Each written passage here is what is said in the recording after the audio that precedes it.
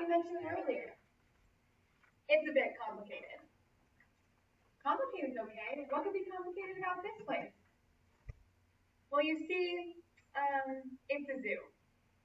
That was a conversation leading after Matt Damon had with his realtor in the movie We Bought a Zoo. My parents seemed to have the exact same conversation with their realtor 9 years ago. But instead of a zoo, we bought a farm. After raising every animal listed in the song that goes, Old MacDonald had a farm, E-I-E-I-O, I can honestly say, farm, zoo, kind of the same thing. But as I look back on those memories of being on a farm with my family, I can see how those brought us closer together, and how those memories will last us a lifetime, mostly because we absolutely humiliated ourselves.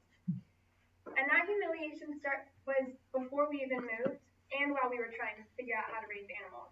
And that's the story I'd like to share with you today. And I'd also like to share what I learned. So yes, to begin, the humiliation started before we even got to the farm.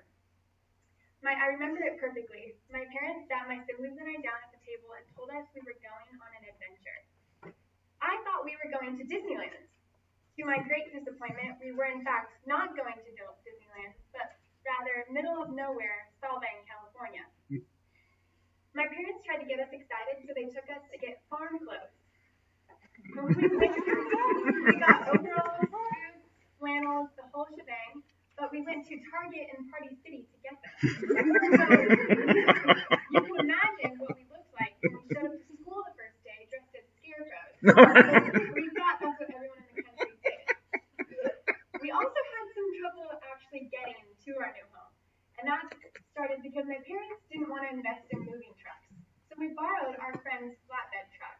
So you can imagine all of our boxes stocked really high, all of my family in the minivan behind, and then the rope snapped. So all of our boxes were falling off onto the freeway. And so we obviously pulled over, but it was too far gone because we stood there as a family on the 101 freeway and watched semi-truck after semi-truck run over all of our stuff. My parents called it a DIY move. I called it cheap. The humiliation didn't stop when we actually got to our new home.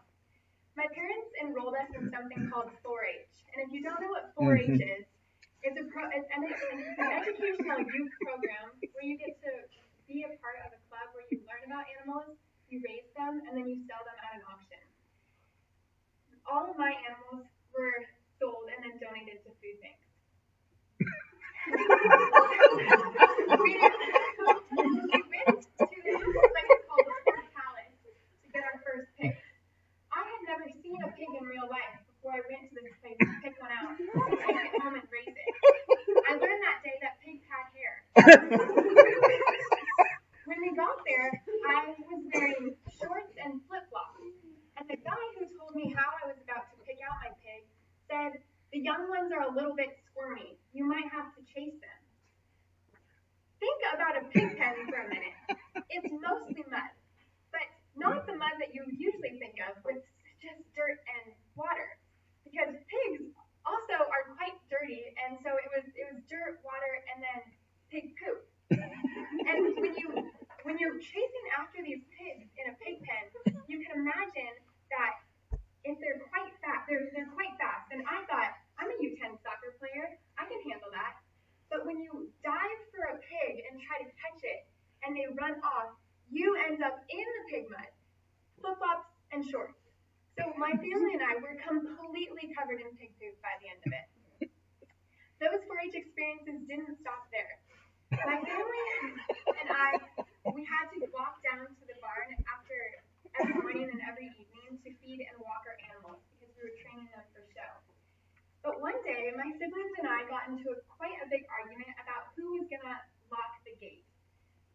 Looking back now, it's quite a simple task. It's simple, like move your arm and press the latch. But for some reason, none of us could decide who was going to do it. So we did it. We went back to our rooms, we carried on with our homework, and we get a call a couple hours later that 6 pigs were running on the 154 highway and dodging cars. I don't know how people assumed that they were our animals, probably because there are 6 pigs running on the highway, and it's most likely the Fieldhouse family that couldn't figure out how to lock a gate.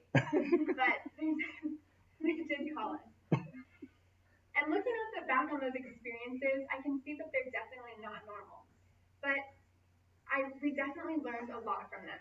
And so my siblings and I learned how to live creatively, even if the adventure doesn't start with the word Disneyland.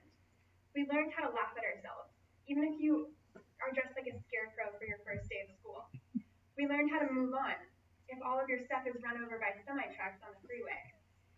We learned about the agriculture business and how to humanely, or attempt to humanely, raise animals. We learned how to give ourselves grace when you wear flip-flops and shorts to catch pigs in mud.